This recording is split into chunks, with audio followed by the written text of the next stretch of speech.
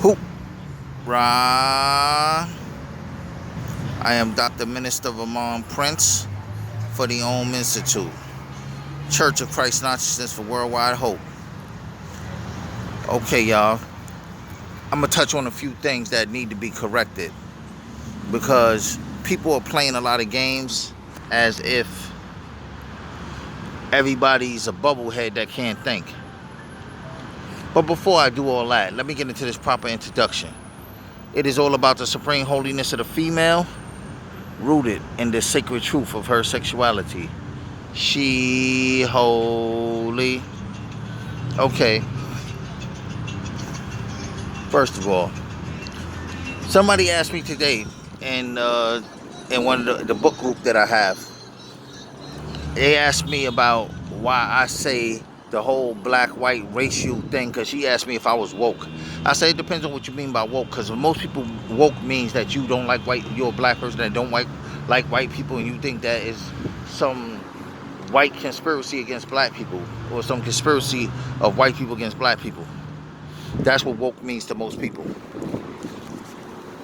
I said if you're talking about what they call so-called conspiracy theories, me knowing that they are true, or believing it's true, they are true, and believing that a lot of things is propaganda and psyops, that's a word, maybe. Yes. If you talking about the fact that I know that the system is oppressing us, and that we need to take control of our own lives, yes.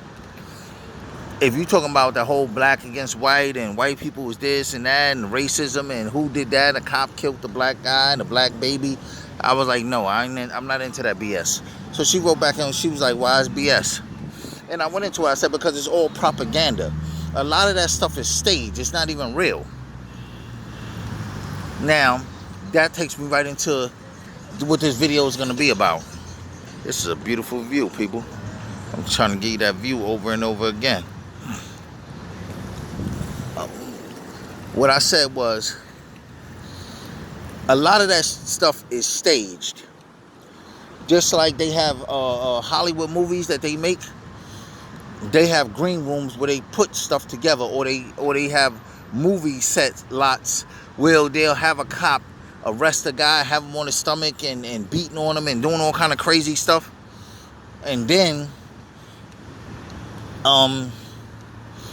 they'll have extras or actors around like regular people recording it and doing like, oh my God, he did this and this and that, and then they'll put it out there on the internet and the news, and the news will take it as being for real, whether they know it or not. A lot of times they do know that stuff ain't right, but they just go with it because it's a good job.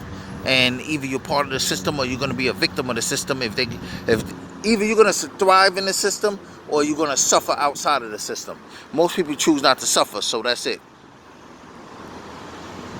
Okay, oh, that's a great picture right here. But anyway, so they put this whole Hollywood production together.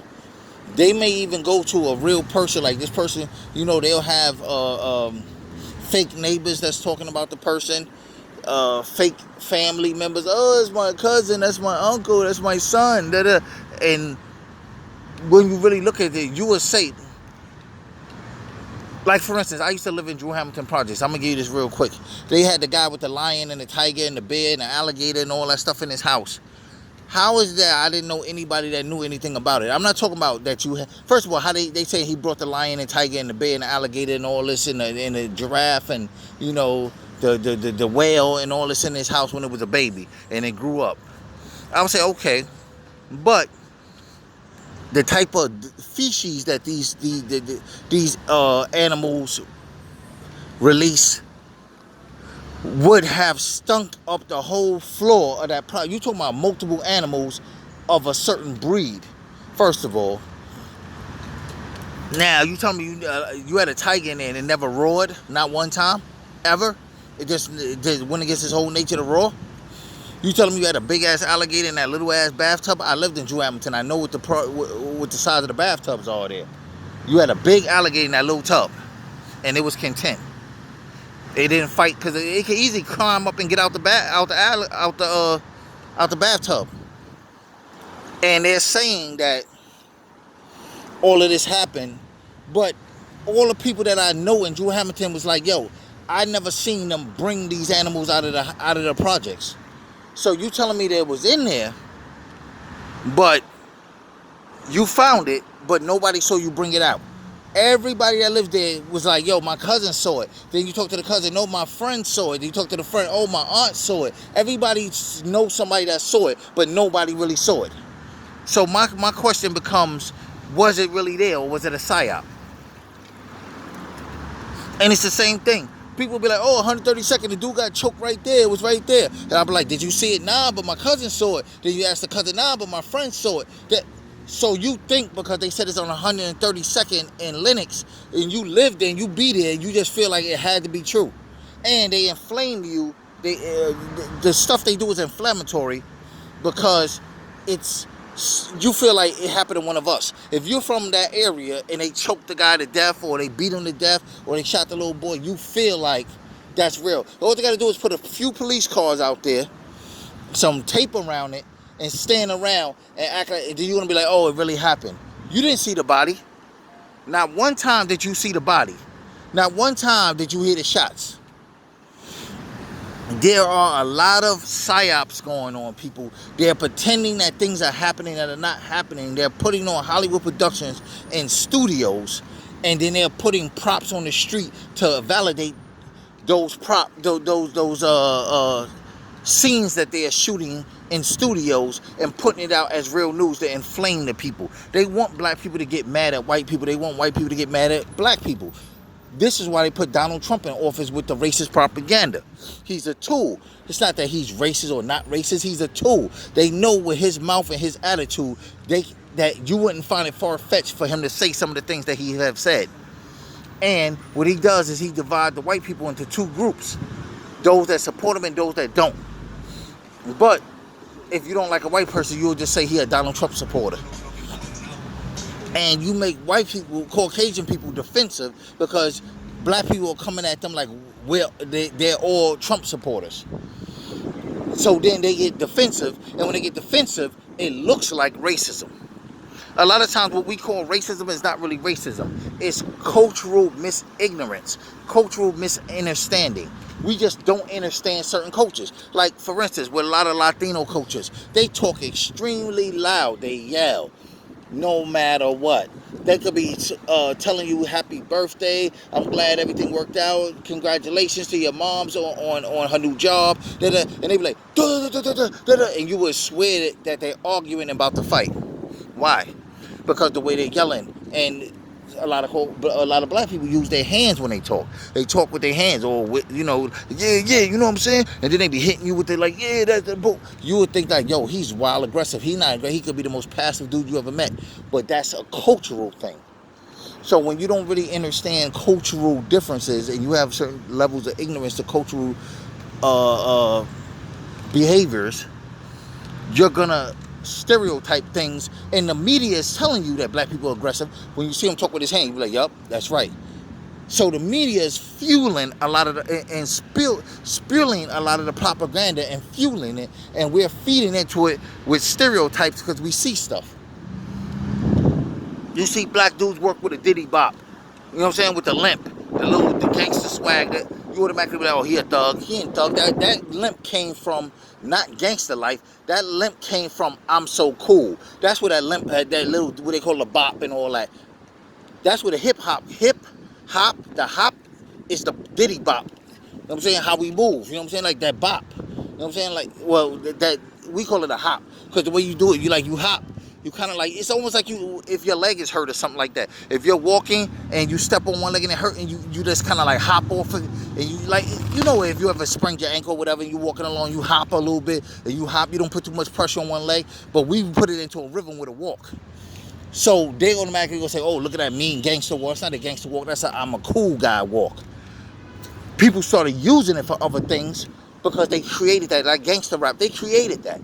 That ain't a natural thing. They psyop that and put it out there, and then they created that lifestyle in the streets, and then they made it lucrative to talk about that, and that's what ended up being the state of rap. They did that to neutralize people like Public Enemy, X-Clan, Queen Latifah. Let me say her first. Queen Latifah, Sister Soldier, I can't think of any other females that was spitting a lot of consciousness at the time. Isis from X-Clan. And some other people I can't think of offhand, but these people was like spitting a lot of positive. Like MC Light, she wasn't talking about her sexuality and all that. She wasn't spitting positivity. She was spitting, I got skills. But she wasn't talking about a lot of sexuality and violence and stuff like that. Then you had people like KRS-One came along, dropped knowledge. Rakim was dropping knowledge. A host of other people, Brand Nubians, dropping knowledge. So they need to neutralize all of that. And they did that by instituting gangster rap. And they said, they first, because we already know, if you did the knowledge to this is like baby food I'm giving you right now, as far as the COINTELPRO with J. Edgar Hoover, where he said to neutralize the rise of a black messiah. He said, our goal is to neutralize the rise of a black messiah. A case that sounds real complicated. What it is we're going to do everything we got to do to make sure there's no one black person or group that rises up and becomes a leader of the black community and be able to tell people what to do. Like Martin Luther King, like Malcolm X, like Marcus Garvey, like Elijah Muhammad, like Nat Turner too, but like that was an earlier time though. But like Noble Drew Ali, and I should have said the honorable in front of all these people's names, but you know, y'all get it. And a bunch of other people, Dr. York and all these other people. They said we gotta neutralize that and make sure that these people don't get a messiah that's gonna lead them into some self-realization and self-empowerment. The whole thing is they don't want you to lead the system. That's what this thing all real boils down to. We are slaves in this system, and they don't want us to be. They don't want us to be in the system. So what they do is they will neutralize anybody that has the formula for getting out. It just recently happened to Nature Boy. Y'all think that because of whatever he did, you could do whatever. It's politician, that Pizzagate shit been going on forever. You know what I'm saying? Like, yeah, be like, oh, Nature Boy did this, and that, and this. Pizzagate. The chick, the Clinton chick, talked about it. Other people talked about it. It's a known fact that these politicians are going to Mexico, popping with these little young children, young females and males. So why ain't they going to jail? Why ain't none of them go to jail yet? Why is R. Kelly in jail, but ain't none of these politicians that's rocking out little 13, 14, 9, 8-year-old, 7-year-old children? Why they not going to jail? Why they putting these people in jail? And some of them practice the art of whipping them and beating them. Sometimes they even pay the parent. If the parent is like, yo, listen, I don't have enough money to support this child, whatever. They be like, listen, I'm going to give you 5,000, 10,000, whatever the number is they come up with. And they be like, I want to take your child. I want to beat your child. I want to kill your child as a form of pleasure. Your child going to be going, I got the proper authorities. They're going to get rid of the body and everything like that. You don't have to worry about taking it, and the parent will agree. Some of y'all won't be able to see that because y'all like, I would never do that. Just because you wouldn't never do that, please believe that there are a bunch of people out there that will do that. Not so much here in the United States, because in the United States, shit is kind of sweet, to tell you the truth. But when you get to these other countries like Peru and Brazil and Mexico and a lot of places, well, not so much the DR, but DR is poor as hell too. But these other countries that are super poor, like Nicaragua and all that, where Nature Boy was at, you can buy people's children. People like, I got 5 children, I can only afford 3. Like, we're starving here because we're splitting the food with 5 people. If you come along and say, listen, I'm going to give you $5,000 plus take this child off your hands, they're going to do it. A lot of them will do it.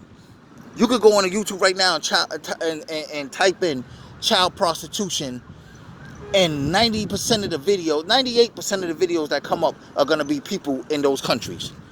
It's a couple in Africa. There's a few in Saudi Arabia and all these other countries in the Middle East, but most of them are in like Brazil, Ecuador, anywhere in South and Central America. That's where they're going to be. Because they're starving like that out there, and they have an overabundance of children. See, China have an overabundance of children, but they're not starving. China has a lot of money. The Orient has a lot of money. because of their technology and stuff like that. But back on track. Why you think these people in jail? Not because of what they did, because they don't care what you do. The reason why they're in jail is because they need to create a psyop. They need to scare people. They need to neutralize the rise of a black messiah. They're not going to let black people have a messiah. They're just not going to do that. And if you get too powerful and you start leading people and you start telling people to get out the system, you could stay, as long as you tell them to stay in the system, you're good. Once you tell them to get out the system, you're fucked. Or once you tell them to change the system, you're fucked. Like Martin Luther King. He didn't want to get out the system. He wanted to change the system, and he did. He wanted to integrate bathrooms. That's changing the system. Integrate water fountains, changing the system. Integrate workplaces, change the system. Integrate schools, change the system.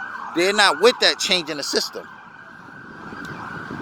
They have a very strict and rigid and formatted protocol to what they're doing. And when you come along and try to change it, they're concerned about that, and you got to go. Whether it be jail. Why do you think they didn't let Bill Cosby buy NBC? Because he had a plan to put a whole bunch of positive Cosby show type shows on the air. Yeah, they're gonna say he got more money than Oprah, but they wouldn't let him buy the network, but they let Oprah buy it. Think about it. Now, I just told you the black-white thing is a bunch of nonsense. It's not about black and white. What it's about is haves and have-nots. It's very clear. There are people who are rich, famous, and powerful. Or, pardon me, rich and famous, correction. Not powerful, rich and famous. Your Oprahs, your Jay-Z's, your Donald Trumps, your such. These people are rich and famous. They're not powerful. Then you have people that's above them that control them. And these people are rich and some famous and powerful. Then you have the people at the very top who are rich and powerful. Now, I dare say, I just said they're at the top. I dare say they're not at the top. There's another level above them, which is strictly powerful. You don't need money and riches when you have power. Think about this. If you're a powerful person to the point where you can get whatever you want because you're in control, what do you need money for? If you're hungry, you walk up in the store and say, make me a sandwich. They're going to make you a sandwich. You eat. You need some water. That's it. You know what I'm saying? You need a car. You walk in the car dealership. Let me have that car right there. They're going to give it to you free. You know what I'm saying? Everything you're going to get free. You don't need money. They have money because they're the one that print the money. But they don't value money because they know it's bullshit. It's just a system that the money is just a psyop. It's a system that they made to control and manipulate the minds of the masses. If they need to make everybody pay attention to one thing that they can control, which is a whole nother video. I'll come back to that in a whole nother time. But I might do another one right after this one because I'm in the mood to do a video right now. So yeah, I'm gonna bring this one to a close and I'm gonna do the next one. What I'm saying is, remove yourself from that game of black people, white people, racism nonsense. That's a gimmick. That's a form of brainwashing that the system is putting out there for you. They want us to fight each other, black and white fight each other, so that we don't come together and pool our resources and pool our not. Because see, they've been playing this black white game forever, especially in the United States. This is not really worldwide. You go to a lot of places. You go to Germany right now. Shit, them Caucasian women there worship black men. There ain't no problem. They really into you. And you go to a lot of other countries, they love black people. It's only in certain places that they play this racist thing. But anywho, what I'm saying is, at the end of the day, they play this so that, because they gave white people, Caucasian people, a lot of resources so that we can fight with them, because we like, look what they got, look what they, like, it's like playing with your two children. You treat one better, you treat one messed up. The one that you treat messed up is going to dislike the favorite. And they're going to fight the favorite for your favor. And they're going to hate the favorite. If you always come in the house every day, you got an ice cream for your favorite, you got nothing for the other one, you be like, I ain't got nothing for you. Or you might have a little 10-cent candy, but you got a big-ass pint of ice cream for this one. Of course they're going to feel some kind of way. So that's the game they play. They put that out here so that we can do that as far as attacking and being against one another. They did that. So if we come together, all the resources they gave to Caucasians to make them hate us. I mean, make us hate them and make them scared of us that we're going to take it from them. They can share with us and we can overcome the system. So they like, nah, we can't have them come together. That's crazy. That's the biggest psyop going on right now. They don't want us to know. Get out the racism, people. Get out this classism. Rich, poor, you know, hood, square. You gotta get out these labels, people. I'm gonna bring this video to a close right now so I can start the next one. Rahul.